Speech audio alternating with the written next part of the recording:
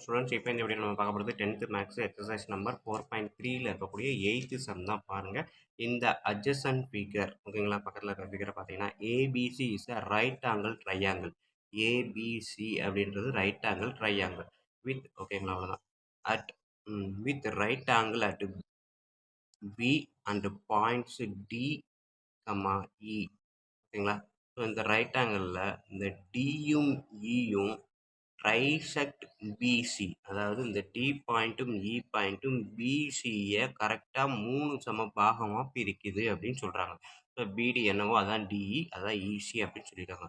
So அது கொடுத்துட்டு என்ன கேட்டிருக்காங்க, ப்ரூவ் தட் 8ஏஇ ஸ்கொயர் ஈக்குவல் டு 3ஏசி ஸ்கொயர் ப்ளஸ் 5ஏடி ஸ்கொயர், இதைத்தான் ப்ரூவ் பண்ண சொல்லியிருக்காங்க. ஸோ இதைத்தான் இப்போ கிளாஸாக பார்க்க போகிறோம். பார்க்குறதுக்கு முன்னாடி நம்ம சேனலில் இது வரைக்கும் சப்ஸ்கிரைப் பண்ணாமல் இருந்தாலும், இல்லை இதுதான் ஃபஸ்ட் டைம் பார்க்குறதா இருந்தாலும் சரி தான், தயவு செய்து சப்ஸ்கிரைப் பண்ணிடுங்க. அப்படியே பக்கத்தில் பெல் ஐக்கான் இருக்கும், அதையும் கிளிக் பண்ணிடுங்க. நன்றி. இப்போ வாங்க நம்ம கிளாஸ்க்குள்ளே போகலாம். இப்போ பார்த்தீங்க அப்படின்னா கொடுத்துருக்கதை அப்படியே எடுத்து எழுதியிருக்கேன். எடுத்து எழுதுனதுக்கப்புறம் இங்கே பார்த்தீங்கன்னா இந்த பிடி டிஇ இசி மூணுமே ஈக்குவல் அப்படின்றதுனால எக்ஸு அப்படின்னு நான் வச்சுக்கிறேன் மூணுமே. ஓகேங்களா. ஸோ இப்போ பாருங்கள், ட்ரையாங்கிள் ஏபிசி அதை நான் எடுக்கிறேன். In triangle ABC. ஸோ ஏபிசியில் நம்மளுக்கு தெரிஞ்சது பித்தாகரஸ் தியரம் என்ன இருக்குது, AC square equal to AB square plus BC square. ஓகேங்களா. ஸோ இது ஃபஸ்ட்டு ஃபார்முலா ஈக்குவேஷனாக வச்சுக்கிறேன். அடுத்தது செகண்ட் என்ன பண்ண போகிறேன் அப்படின்னா, இன் ட்ரையாங்கிள் ஏபிடி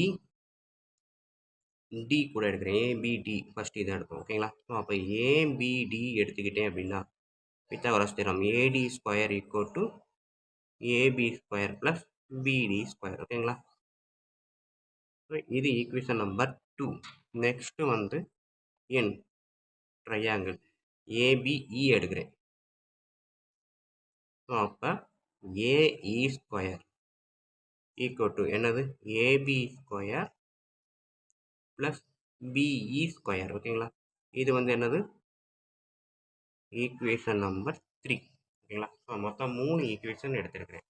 ஸோ இதை மைண்டில் வச்சுக்கிட்டு தான் இதை நம்ம ப்ரூவ் பண்ண போகிறோம். ஓகேங்களா. ஸோ இதில் left hand side right hand side ரெண்டு இருக்குது. நான் ஃபஸ்ட்டு ரைட் ஹேண்ட் சைடை எடுத்து எழுதுறேன். ஸோ ரைட் ஹேண்ட் சைடு என்ன இருக்குது, 3ஏசி ஸ்கொயர் ப்ளஸ் 5ஏடி ஸ்கொயர். ஸோ இதை எடுத்து நான் என்ன பண்ண போகிறேன், 8ஏஇ ஸ்கொயர் ப்ரூவ் பண்ண போகிறேன். இப்போ இதை நான் எடுக்கிறேன். 3ஏசி ஸ்கொயர் அப்படின்றது நமக்கு ஏற்கனவே கண்டுபிடிச்சி வச்சுருக்கோம். AB square plus BC square plus 5ஏடி ஸ்கொயருக்கு இங்கே கண்டுபிடிச்சி வச்சுருக்கிறேன் AB square plus BD square. ஓகேங்களா. ஃப்ரம் என்னது 1 and 2, ரெண்டாவது ஈக்குவேஷன் ஃபஸ்ட் ஈக்குவேஷனை வச்சு இங்கே அப்ளை பண்ணியிருக்கேன். இதை எக்ஸ்பிளைன் பண்ணேன் அப்படின்னா 3ஏபி ஸ்கொயர், இந்த ஏபி 3 உள்ள மல்டிப்ளை பண்ணுறேன். ஓகேங்களா. 3பிசி ஸ்கொயர் ப்ளஸ் 5 உள்ள மல்டிப்ளை பண்ணுறேன். 5ஏபி ஸ்கொயர் ப்ளஸ் 5 உள்ள மல்டிப்ளை பண்ணுறேன். 5பிடி ஸ்கொயர். இப்போ 3ஏபி 5ஏபி ரெண்டையும் ஆட் பண்ணால் 8ஏபி ஸ்கொயர் ப்ளஸ் 3பிசி ஸ்கொயர் ப்ளஸ் 5பிடி ஸ்கொயர். ஓகேங்களா. நெக்ஸ்ட் ஸ்டெப் என்ன பண்ணுறேன் அப்படின்னா, இந்த 8 ஏபி ஸ்கொயர் அப்படியே வச்சுட்டு 3 பிசி ஸ்கொயர். பிசி அப்படின்னா நம்மளுக்கு எங்கே இருக்குது, இங்கே இருந்து இங்கே வரைக்கும் மொத்த லென்த்தும் எவ்வளவு, x plus x plus X, இதுதான் மொத்த லென்த். அப்போ X plus X plus x 3x. அப்போ பிசியை நான் 3xன்னு எழுதுகிறேன் ஹோல் ஸ்கொயர் ப்ளஸ் அதே மாதிரி 5 பிடி, பிடின்றது சிங்கிள் எக்ஸு. ஸோ அப்போ வெறும் எக்ஸு ஸ்கொயர். ஓகேங்களா. இது பி தான். ஸோ நெக்ஸ்ட் ஸ்டெப் என்ன பண்ணுறேன், 8ஏபி ஸ்கொயர் ப்ளஸ் 3 இன்ட்டு இதை பார்த்தீங்கன்னா 3x whole square. 3x whole square அப்படின்றது என்ன வரும், 3x ஹோல் ஸ்கொயர் அப்படின்றது 9x ஸ்கொயர்னு வரும். ஓகேங்களா. இந்த ஸ்கொயர் இந்த 3க்கும் இந்த எக்ஸுக்கும் காமன். ஸோ அப்போ ஸ்கொயரை உள்ளே எடுத்தால் 3 square 9x square. So 9x square அப்படின்றது இந்த 3x ஸ்கொயர் ஸ்கொயர். அப்போ 3 இன்ட்டு 9x ஸ்கொயர் எவ்வளோ வரும், 27x square plus 5x square. ஓகேங்களா. ஸோ அடுத்த ஸ்டெப் என்ன வரும், 8ஏபி square plus 27 plus 5 32x square. ஓகேங்களா. ஸோ இந்த 32 8ஏபி ஸ்கொயரு, இந்த 8 இருக்கிறதுனால 32 மல்டிபிள்ஸ் ஆஃப் 8ன்னு எழுதுறேன் அப்படின்னா 8 இன்ட்டு 4x ஸ்கொயர் எழுதலாமா. 8 into 4x square 8 4 sir 32x². So இதை தான் இங்கே இப்படி வரும். ஸோ இப்போ இதுலேயும் 8 இதுலேயும் 8 இருக்கா, காமனாக 8 இருக்கிறதுனால நான் என்ன பண்ணுறேன் அப்படின்னா 8ஐ வெளியில் எடுக்கிறேன். ஏபி ஸ்கொயர் ப்ளஸ் அடுத்த ஸ்டெப் என்ன பண்ணுறேன் அப்படின்னா இந்த 4x² எப்படி எழுதலாம், 4x² மட்டும் நான் எடுத்து எழுதுறேன் அப்படின்னா 2x² எழுதலாமா.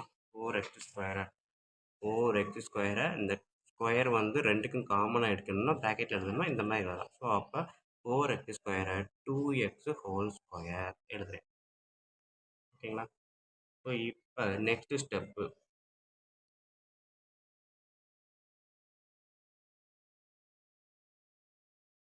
ஸோ இதே தான் 8ab² plus 8 into 2x² 2x² அப்படின்றது 2x எங்கெங்கே இருக்குது, இந்த 2x ஆட் பண்ணால் 2x தானே, x ப்ளஸ் எக்ஸ் 2x. அப்போ b2e 2xஆ எழுதலாமா.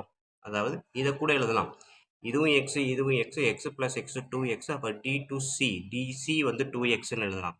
இது b2eயும் 2x தான். நம்மளுக்கு என்ன தேவை அப்படின்னா அவன் என்ன கொடுத்துருக்கான், ஏஇக்கு வரணும். அப்போ எனக்கு டிசிக்கு பதிலாக இ லெட்டர் வர்ற மாதிரி எழுதணும்னா பிஇ தான் எழுத முடியும். ஓகேங்களா. ஸோ அப்போ 8ab² இந்த ஸ்டெப்லேருந்து எழுதுங்க. ப்ளஸ் இந்த ஸ்டெப்பை கூட கட் பண்ணிடுறேன், உங்களுக்கு குழப்பிடும்.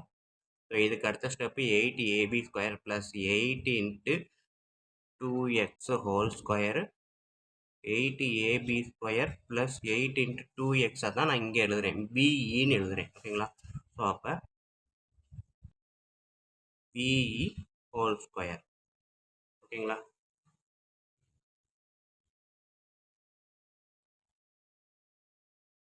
நெக்ஸ்ட் ஸ்டெப்பை பாருங்கள். 8 இப்போ வெளியில் எடுக்கிறேன். AB² plus BE². ஓகேங்களா. AB² plus BE² AB² plus BE² equal to AE² from third equation. ஓகேங்களா. ஸோ அப்போ இதை நான் எப்படி எழுதுறேன், 8 into AE² from equation number தேர்டில் இருக்கும். ஓகேங்களா. ஸோ அப்போ பார்த்தீங்க அப்படின்னா 8AE². ஸோ இது வந்து எனக்கு LHS. ஓகேங்களா. அப்போ ஹென்ஸ் ப்ரூவ்டு முடிஞ்சா. ஸ்டூடெண்ட் இதில் ஒரு குழப்பம் என்ன அப்படின்னா, இங்கே இருந்து நான் அடுத்த ஸ்டெப் இப்படி எழுதுனேன் இல்லையா, இதை எழுதி இதே இது 2x² பதிலாக டைரெக்டாக BE² போட்டு நம்ம AB² ப்ளஸ் BE² போட்டு AE² எழுதலாம், தப்பு கிடையாது. ஓகேங்களா. இந்த வழியிலையும் போகலாம், இந்த வழியிலையும் போகலாம். நான் இந்த மாதிரி வந்து மறுபடியும் அப்படி போகும்போது உங்களுக்கு குழப்பிடுமே அப்படின்றது தான், ஒரு ஸ்டெப்பை ஸ்கிப் பண்ணி எழுதணுமே அப்படின்ற மாதிரி இருக்கிறதுனால தான் நான் அதை அப்படியே எழுதுறேன். ஓகேங்களா. ஸோ இந்த வழியில் போனாலும் கரெக்டு தான், தப்பு கிடையாது. இப்படியும் போகலாம், இப்படியும் போகலாம். ஓகே ஸ்டூடெண்ட்ஸ், வீடியோ பார்த்துருப்பீங்க. கண்டிப்பாக ஈஸியாக புரிஞ்சிருக்கும்னு நம்புகிறேன். அப்படி புரிஞ்சிருந்தது அப்படின்னா கண்டிப்பாக லைக் பண்ணுங்கள், கமெண்ட் பண்ணுங்கள். அதோடு இல்லாமல் உங்கள் நண்பர்களுக்கு ஷேர் பண்ணுங்கள். நன்றி. அடுத்த வீடியோவில் பார்ப்போம்.